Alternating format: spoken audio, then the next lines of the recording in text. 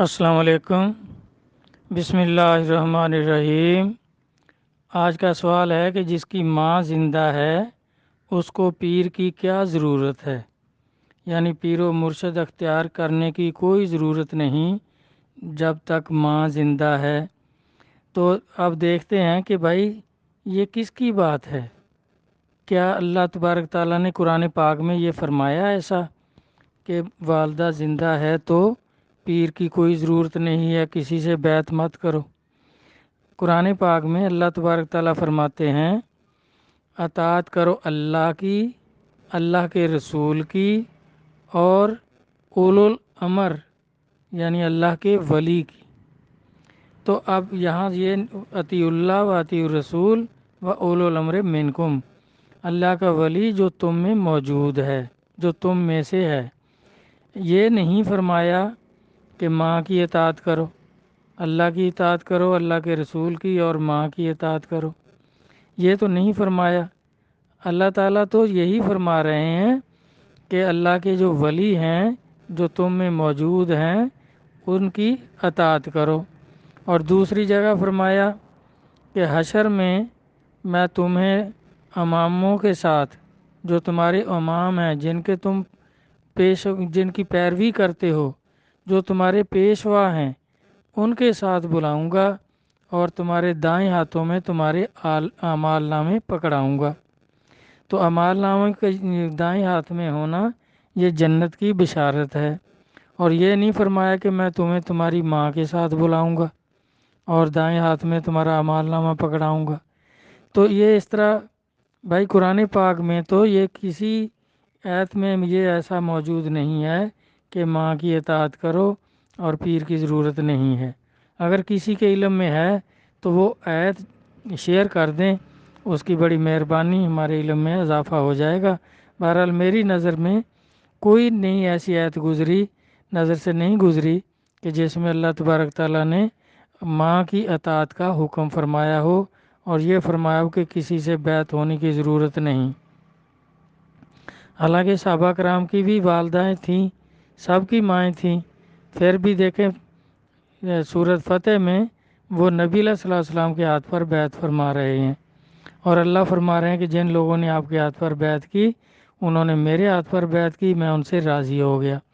یہ کہیں نہیں فرمایا اللہ تعالیٰ نے قرآن پاک میں کہ جس کی ماں اس پہ راضی ہو گئی تو وہ ولایت کو پہنچ جائے گا، اس کو میں ولایت عطا کر دوں گا۔ اور نہ ہی کوئی ایسی مثال ہے کہ کوئی پیر و مرشد اختیار ہی نہ کرے اور ولایت کو پہنچ جائے۔ دوسری جگہ حدیث پاک میں دیکھتے ہیں کہ نبی صلی اللہ علیہ وسلم فرما رہے ہیں کہ جس کا کوئی شیخ نہیں اس کا شیخ شیطان ہے، یعنی جس نے کوئی پیر و مرشد نہیں پکڑا، کیونکہ یہ شیطانی خطرات جو ہیں یہ اولیاء کرام ہی اس سے آگاہ کر سکتے ہیں، اس سے بچا سکتے ہیں۔ ماں بیچاری کیا کر سکتی ہے؟ اب دیکھیں مائیں تو سب کی ہوتی ہیں، پھر سارے ولی کیوں نہیں ہو جاتے؟ جن لوگوں کو مرشد کامل ملتے ہیں ان کے کھاتے میں ہی اللہ کی معرفت آتی ہے، ان کو ہی نصیب ہوتی ہے۔ اور دوسری جگہ نبی صلی اللہ علیہ وسلم فرما رہے ہیں، یہ مشکوٰۃ شریف میں بھی آپ دیکھ سکتے ہیں کہ جس نے کسی سے بیعت نہ کی وہ جہالت کی موت مرے گا۔ اب یہ نہیں فرمایا کہ جس کی ماں نہیں ہے وہ جہالت کی موت مرے گا۔ اب ماں تو سب کی ہوتی ہے، ماں کو ہی پیدا ہوا ہوگا نا، اور کسی چیز کو تو پیدا نہیں ہو سکتے۔ انسان سب جو ہیں ان کے والدین ہوتے ہیں تو پیدائش ہوتی ہے۔ تو باپ کے بغیر تو ثبوت ملتا ہے کہ عیسیٰ علیہ السلام بغیر باپ کے پیدا ہوئے، لیکن بغیر ماں کے تو کوئی نہیں پیدا ہو سکتا۔ اس سے آگے دیکھتے ہیں، پھر آپ نے بولا کہ وہ جہالت کی موت مرے گا جس نے کسی سے بیعت نہیں کی۔ تو جہالت تو کفر کے معنوں میں آتی ہے، جیسے ابو جہل جاہلوں کا باپ آپ نے اس کو فرمایا، حالانکہ وہ کافر اور مشرک تھا، تو آپ نے فرمایا کہ وہ ابو جہل ہے، یعنی جہلوں کا بھی باپ ہے۔ تو اس طرح بھائی آگے دیکھتے ہیں، یہ ویسے یہ جو بات ہے نا کہ جس کی ماں زندہ ہے اس کو پیر کی کیا ضرورت ہے، یہ ان لوگوں کی بات ہے جو طریقت سے لا علم ہیں، مرید ہونے یعنی بیعت کرنے کے مقصد سے ہی واقف نہیں ہیں۔ بیعت ہونے کا تو مقصد ہی نور ایمان حاصل کرنا ہے، اور نور ایمان جو ہے یہ سوائے کامل مرشد کے کوئی نہیں دے سکتا۔ کسی کی ماں چاہے ولیہ بھی ہو وہ بھی نور ایمان نہیں عطا کر سکتی، کیونکہ جتنے بھی نبی یا ولی ہوئے ہیں، جتنے بھی مبلغ ولی ہوئے ہیں، یہ سب کے سب مرد تھے، اللہ کے ولی تھے، آدمی تھے، اور اللہ نے یہ کام اپنے منتخب نمائندے، یعنی جس طرح اللہ تعالیٰ نے فرمایا صراط اللہ زینہ انعمت علیہم، اور کہ ان لوگوں کے راستے پر چلو جن پر میرا انعام ہوا۔ تو سب سے پہلا انعام جو ہے وہ نبوت ہے، تو نبی سارے کے سارے آدمی تھے، اور دوسرا انعام جو ہے وہ ولایت ہے، تو ولی بھی سارے جتنے مبلغ ہوئے ہیں نبی علیہ الصلوۃ والسلام سے لے کر آج تک سب کے سب آدمی تھے۔ 1,24,000 پیغمبر ہوئے، سب مرد تھے، ان میں ایک بھی عورت نہیں تھی کہ وہ نبیہ ہو۔ اس طرح ہزاروں مبلغ آج تک، بلکہ لاکھوں کی تعداد میں ہو گئے ہوں گے، نبی علیہ الصلوۃ والسلام سے لے کر آج تک سب کے سب مرد ہیں، کوئی بھی عورت نہیں ہے۔ تو قرآن و حدیث تو دونوں سے میں نے ثبوت عرض کر دیے کہ بھائی اللہ تبارک تعالیٰ نے نہ نبی علیہ الصلوۃ والسلام نے کہیں نہیں فرمایا کہ ماں زندہ ہے تو پیر و مرشد اختیار نہ کرو، ماں کی اطاعت کرو۔ اللہ تعالیٰ بھی فرما رہے ہیں کہ اب ان نیک لوگوں کی، انعام والے بندوں کی اطاعت کرو، ان کے ساتھ ہی تمہیں حشر میں بلائیں گے۔ اور یہ ماں کے بارے میں تو کہیں نہیں فرمایا۔ آگے دیکھتے ہیں اولیاء کرام کے بارے میں کہ اولیاء کرام آپ دیکھیں خواجہ ویس کرنی رضی اللہ عنہ کتنی بڑی ان کو بزرگی ہے، لیکن یہ جو مولویوں نے بنایا ہوا ہے کہ وہ ماں کی خدمت میں لگے رہے تو اس لیے اتنے بڑے بزرگ ہو گئے، ان کو کتنی بڑی بزرگی ہوگی کہ نبی علیہ الصلوۃ والسلام نے فرمایا کہ وہ ان کی شفاعت سے کتنی بے حساب میری امت بخشی جائے گی، اور اپنا جبہ مبارک تبرکن بھیجا کہ ان کو دے دینا اور میری امت کے لیے دعا کرانا۔ اور حضرت عمر رضی اللہ عنہ اور حضرت علی علیہ السلام گئے تو انہوں نے وہ تبرک پیش کیا اور اپنے لیے دعا کا بھی عرض کیا۔ تو آپ نے فرمایا کہ میں مومنوں کے لیے دعائیں کرتا رہتا ہوں، اگر آپ مومنین میں سے ہوں گے تو میری دعائیں حشر میں خود تلاش کر لیں گی۔ تو آپ دیکھیں وہ بھی نبی علیہ الصلوۃ والسلام کی زیارت کرنے آ رہے ہیں، نبی علیہ الصلوۃ والسلام کے عاشق ہیں۔ اب یہ انہوں نے اتنا جھوٹ بنایا ہوا ہے کہ ماں ان کی معذور تھی، ان کی بینائی نہیں تھی تو ان کی خدمت کرتے تھے، تو اس لیے اتنی بزرگی کو پہنچ گئے اور آپ زیارت کے لیے بھی نہیں آئے۔ اور پھر کہتے ہیں 2 دفعہ ان کو اجازت مل گئی ماں سے کہ جاؤ اور آپ مسجد میں ہوں گے زیارت کر کے آ جانا، تو آپ مسجد میں نہیں تھے تو گھر تھے، اس لیے وہیں سے واپس آ گئے، ماں کی نافرمانی نہیں کی۔ اور دوسری دفعہ گئے تو آپ نے اجازت دی کہ گھر میں ہوں گے، تو آپ گھر میں نہیں تھی، مسجد میں تھے تو پھر بھی زیارت نہیں کی۔ بھئی اب یہ 2 دفعہ جو گئے ہیں اس وقت ماں کی خدمت کون کرتا تھا؟ تو یہ مسجد کی پابندی اور گھر کی پابندی، یہ ان کی ماں نعوذ باللہ کیا وہ پاگل تھیں کہ بھی اتنا سفر کر کے بھی جائیں گے؟ تو آپ کا گھر کتنی دور تھا؟ کسی دوسرے شہر میں تھا یا مسجد کسی دوسرے شہر میں تھی؟ اب بھی جا کر دیکھیں، آپ کا روضہ مبارک جو ہے وہ مسجد کے اندر تو ہے، مسجد میں ان کا دروازہ تھا، یہ اماں عائشہ کا گھر تھا، یہاں سے مسجد کتنی دور ہے اور مسجد سے گھر کتنی دور ہے؟ یہ ایسی بناوٹی باتیں ہیں، جاہل لوگوں کی باتیں ہیں جو نہیں جانتے کہ پیر اور پیغمبر کیا سلوک کرتے ہیں۔ یہ ایسے لوگوں کی باتیں ہیں جو نہیں جانتے یا پھر اولیاء کرام سے حسد اور بغض رکھتے ہیں، یہ اپنے حسد اور بغض کی وجہ سے ایسی باتیں کرتے ہیں۔ پھر دیکھیں پیر کے لیے، پیر کی شرط کیا ہے بھائی؟ پیر کے لیے پیر کا باپ، پیر کا بیٹا یا قوم کوئی شرط نہیں، اللہ کا ولی ہونا شرط ہے، کیونکہ پیر ولی ہوگا تو ولایت کا علم پڑھائے گا۔ پیر اور پیغمبر مخلوق کو پاک کر کے جنت کا حقدار بنا دیتے ہیں۔ ان کا رشتہ قبر، حشر اور جنت میں بھی قائم رہے گا، کیونکہ اللہ تعالیٰ قرآن پاک میں فرماتے ہیں نا کہ میں تمہیں تمہارے اماموں کے ساتھ حشر میں بلاؤں گا اور تمہارے دائیں ہاتھوں میں تمہارا اعمال نامہ پکڑاؤں گا۔ یہ لوگ قبر اور حشر کے بھی ساتھی اور مددگار ہیں، جبکہ والدین یا صرف والدہ مرنے کے بعد اس کا رشتہ ختم ہو جاتا ہے۔ اور یہ نہ فرمایا کہ ماں کی کیا شرط ہے۔ پیر کی تو شرط ہے کہ اللہ کا ولی ہو، پھر ولایت کا علم پڑھوائے گا، اور ماں کے لیے شرط ہے کہ وہ اللہ کی ولیہ ہو تو پھر ماں بنے۔ بھائی ماں کے لیے تو نکاح ہی شرط ہے کہ جب شادی ہو جائے گی تو وہ ماں بن جائے گی، چاہے گناہ گار ہے، کافر بھی ہو، جب بھی ماں بن جائے گی۔ صحابہ کرام کتنے ایسے تھے ان کے والدین مسلمان نہیں ہوئے، تو اب ان کی کیا وہ والدہ کی کرتے رہتے اور سرکار کے پاس نہ آتے، سرکار کی تعلیم پر عمل نہ کرتے، ماں کی خدمت میں لگے رہتے، تو ان کے لیے آیتیں نازل ہو جاتی ہیں کہ میں ان سے راضی ہو گیا، رضی اللہ عنہ و رضو عنہ۔ تو ماں کے لیے تو کوئی شرط نہیں سوائے نکاح کے میرا بھائی، تو اس لیے یہ ماں کا کام نہیں ہے۔ والدین جو ہیں وہ دنیا میں آنے کا سبب ہیں، جبکہ پیر اور پیغمبر بخشش کا سبب ہیں۔ پیر اور پیغمبر کے مقابلہ میں دین میں والدین دونوں کی کوئی حیثیت نہیں۔ حضرت عمر رضی اللہ عنہ نے دیکھیں اپنے والد کو قتل کر دیا، کیونکہ وہ توہین رسالت کرتا تھا، نبی علیہ الصلوۃ والسلام کے بارے میں ایسی غلط باتیں کہتا تھا، تو آپ ان کو غصہ آیا تو آپ نے ان کو قتل کر دیا۔ اور نبی علیہ الصلوۃ والسلام نے فرمایا کہ عمر جو کرتا ہے وہ حق ہے، عمر کی زبان پر اللہ کلام کرتے ہیں اور نبی کے نائب ہیں، دوسرے خلیفہ ہیں۔ تو اس طرح اگر کوئی پیر اور پیغمبر کو شہید کر دے تو پھر جہنمی ہو کر مرے گا، ہمیشہ دوزخ میں رہے گا، کبھی بخشش نہیں ہوگی۔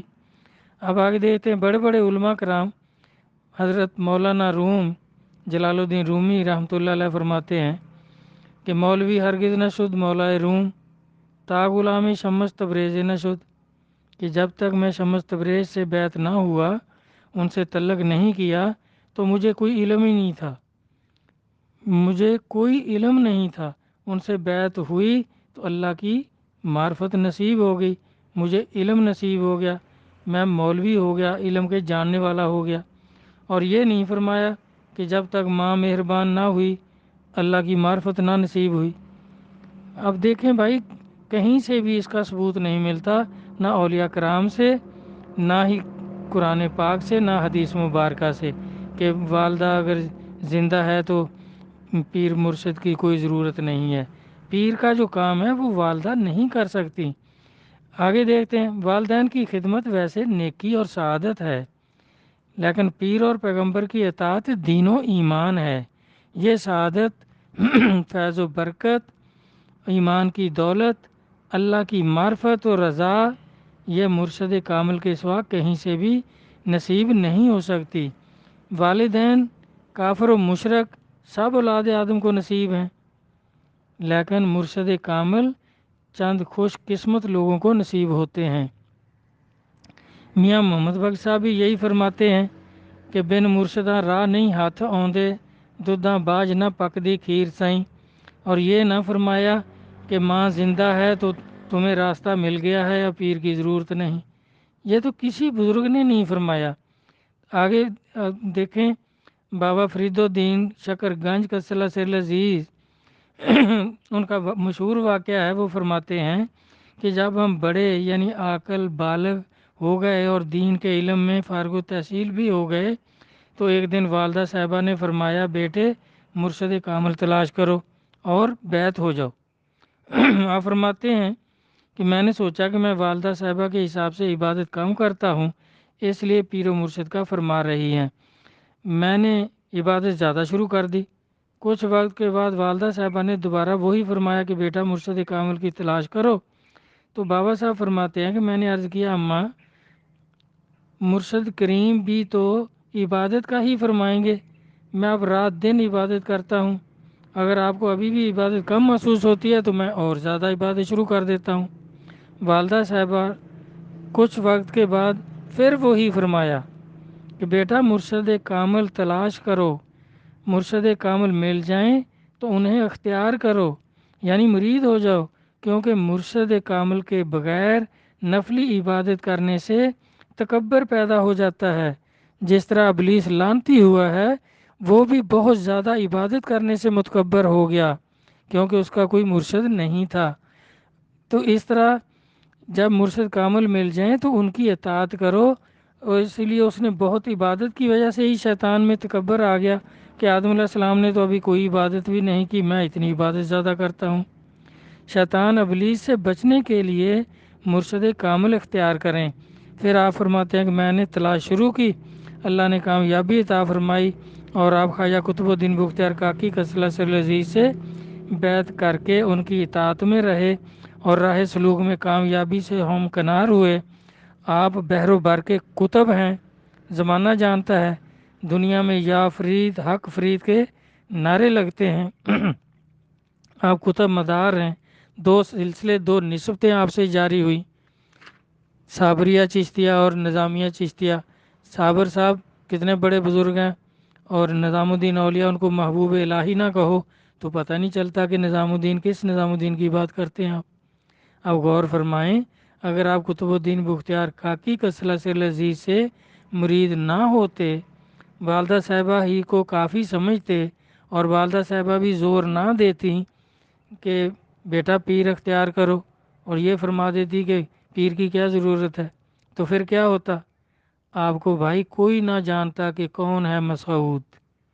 یہ سب خواجہ قطب صاحب کا فیض و کرم ہے کہ مسعود سے بابا فرید شکر گنج کسلا سے لذیذ ہو گئے۔ فرید الدین آپ کا نام نہیں ہے، فرید بھی آپ کا نام نہیں، آپ کا اسم مبارک مسعود ہے۔ فرید کہتے ہیں یکتا کو، فرید الدین دین میں یکتا، کہ ان جیسا اس وقت دین میں دوسرا کوئی نہیں تھا جو آپ کو مراتب نصیب ہوئے ہیں۔ تو یہ سب پیر و مرشد کا فیض و کرم ہے۔